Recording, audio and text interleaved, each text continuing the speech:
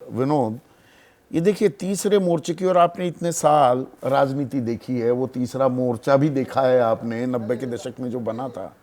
ये जो राजनीति का ऊंट एक करवट ले रहा है, नीतीश यूं ही कोई बयान नहीं देते, उनका फूलपुर को भी टारगेट करना, अखिलेश का कहना 65 सीटें तो मैं लड़ूंगा और नहीं मानोगे तो 80 की 80 भी लड़ लूंगा, ममता का मौन व्रत, ये क्या कह रहा है? और ये वो लोग हैं जो कांग्रेस के साथ असहज थे, अखिलेश भी, अरविंद केजरीवाल भी, और ममता भी। तेजस्वी को मैं नहीं जोड़ूंगा, लालू रॉक सॉलिड हमेशा कांग्रेस के साथ रहते। देखिए, एक बात तो इनसे साफ है कि असहजता तो है, ऐसा नहीं है। मैं ये नहीं कहूँगा कि जैसे रोहन गुप्ता जी ने कहा या अभिषेक जी ने कहा या राजकुमार जी ने कहा कि सब कुछ बढ़िया है, वेल, ऐसा नहीं है, असहजता तो है। लेकिन ऐसी असहजता नहीं है कि इंडिया गठबंधन एकदम से कल को तार तार हो जाए और कोई नई गाड़ी। अभी ये क्या है, ये जोर आजमाइश है, जोर आजमाइश जिसको कहते हैं मसल फ्लेक्सिंग, हाँ। जो अंग्रेजी में, और जोर आजमाइश ये है कि भाई मध्य प्रदेश में चूंकि शेयर नहीं मिला समाजवादी पार्टी को जो चाहते थे, अब वहां जेडीयू वो भी इतना सा 230 में से चार, हाँ। और वो कांग्रेस कर सकती थी, हाँ। मतलब वो कांग्रेस के लिए बड़ा 230 सीटों में 5 सीट 6 सीट देना कोई बड़ी बात नहीं थी, और दे देते तो अच्छा ही रहता। अखिलेश जी इनके लिए भी प्रचार करते तो थोड़ा उसका फायदा कांग्रेस को मिलता, लेकिन वो कांग्रेस ने क्यों नहीं किया, कांग्रेस वाले जाने, रोहन गुप्ता उसके बारे में ज़्यादा बता सकते हैं। मुझे लगता है करना चाहिए था, लेकिन फिर भी इसके बावजूद जिस तरह बड़े नेताओं ने आपस में बात करके मामले को, जो तल्खी बढ़ गई थी समाजवादी पार्टी और कांग्रेस के बीच में, उसको समय रहते शांत कर लिया। तो इससे भी लगता है क्राइसिस मैनेजमेंट का एक मैकेनिज्म है इंडिया गठबंधन में। नीतीश जी ने अपनी बात रखी है, नीतीश जी चाहते हैं कि जल्दी इन चीज़ों में फैसला हो, संयोजक, और लेकिन वो ये भी जानते हैं कि 1 महीने तक टाइमलाइन भी सेट हो रही है, और ये भी मालूम है कि 1 महीने तक कांग्रेस पार्टी सिर्फ चुनाव में व्यस्त रहेगी, और ये स्वाभाविक भी है। अगर बिहार में चुनाव हो रहे होते तो नीतीश जी चुनाव में व्यस्त रहते, उत्तर प्रदेश में होते तो अखिलेश जी व्यस्त रहते, बंगाल में होते तो ममता जी व्यस्त रहती।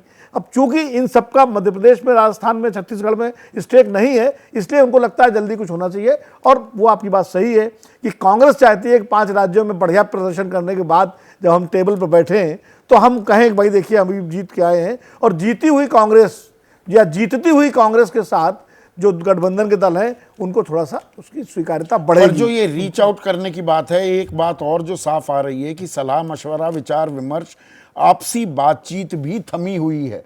ये नीतीश के बयानों में भी निहित है, अखिलेश यादव की तरफ से भी ये बात साफ आती दिखी थी, अरविंद केजरीवाल का ताज़ा मामला है ही, जहां पर कांग्रेस उनके साथ खड़ी होती नहीं दिख रही है।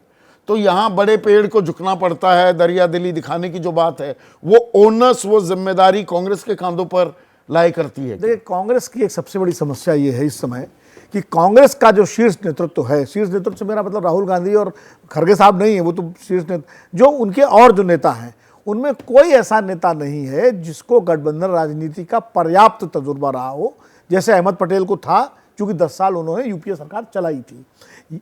या कांग्रेस के अंदर ऐसे नेता हैं जो इस मामले में अच्छी भूमिका निभा सकते हैं, लेकिन ये जिम्मेदारी अगर उनको दी जाए, अब ये देने का काम किसका है? ये देने का काम है राहुल गांधी का और मल्लिकार्जुन खड़गे का, कि ऐसे 1-2 नेताओं को जिम्मेदारी दी जाए कि रीच आउट, मतलब वो वार्तालाप चलता रहे, ये जिम्मेदारी कांग्रेस की है। रोहन गुप्ता ये तो मानेंगे, बड़ी पार्टी है, बड़ी पार्टी में कांग्रेस की जिम्मेदारी है भाई। बिल्कुल संदीप जी, कांग्रेस की जिम्मेदारी और कांग्रेस की जिम्मेदारी बखूबी निभाएगी। जैसे मैंने मेरी बात की शुरुआत में कहा संदीप जी, सबसे बड़ी चीज क्या, ये 5 जो राज्यों के चुनाव है वो सेमीफाइनल साबित होंगे, और जिस हिसाब से यहाँ पे रुझान दिख रहे हैं, बुरी तरह से भाजपा की जब हार होगी, इंडिया को ऑटोमेटिक बूस्ट मिलेगा। और आप जब इंडिया की बात कर रहे हैं, जब एनडीए की बात कर रहे हैं, हमने सारे यहाँ पे घटक बंदों को, अपने दलों को बुलाया, सबने अपनी बात रखी कि हाँ डिफरेंसेस हम लोग कर लेंगे। आप बुलाइए ना, आप एआईएडीएमके को बुलाइए, आप पवन कल्याण को बुलाइए, आप शिवसेना को बुलाइए, आप अकाली दल को बुलाइए। बीजेपी तो भस्मासुर है, जो भी उनके साथ जुड़े सबको बीजेपी ने खत्म कर दिया है। आज ये हाल है संदीप जी, मुझे एनडीए की नंबर 2 की पार्टी दिखा दीजिए। 4 निर्दलीय एमपी जो है वो नंबर 2 का उनका समर्थन में है। उसके बाद तोड़ जोड़ के शिवसेना को लेके आए, शिवसेना के 2 एमपी अभी रेजिग्नेशन के बैठे। जब आप दूसरे के सामने उंगली उठाते तो 4 उंगली आप अपने सामने भी तो है। आप देखिए क्या हो रहा है। हम यहां पे जिम्मेदारी से कह रहे हैं कि जैसे ही ये चुनाव खत्म होंगे, आप इंडिया गठबंधन 200 की स्पीड से दौड़ेगा और उसमें डीजल का काम, इंजन का काम जो कांग्रेस पार्टी कर रही है वो बीजेपी को हराकर करेगा। 5 राज्यों के बाद में बीजेपी का जो चलिए, मनोबल क्या ध्वस्त ये होगा और उसके रूपरेखा बाद इंडिया 3 जो आगे बढ़ेगा, तारीख मैं 3 संदीप जी दिसंबर आपको के बताऊं। बाद और साफ होती दिखेगी? गठबंधन किसका मजबूत हो रहा है, बाँछें किसकी खिल रही हैं? चर्चा जारी रखेंगे। आप अपनी राय हमसे साझा कीजिए। व्हाट्सएप नंबर हम फ्लैश कर रहे हैं।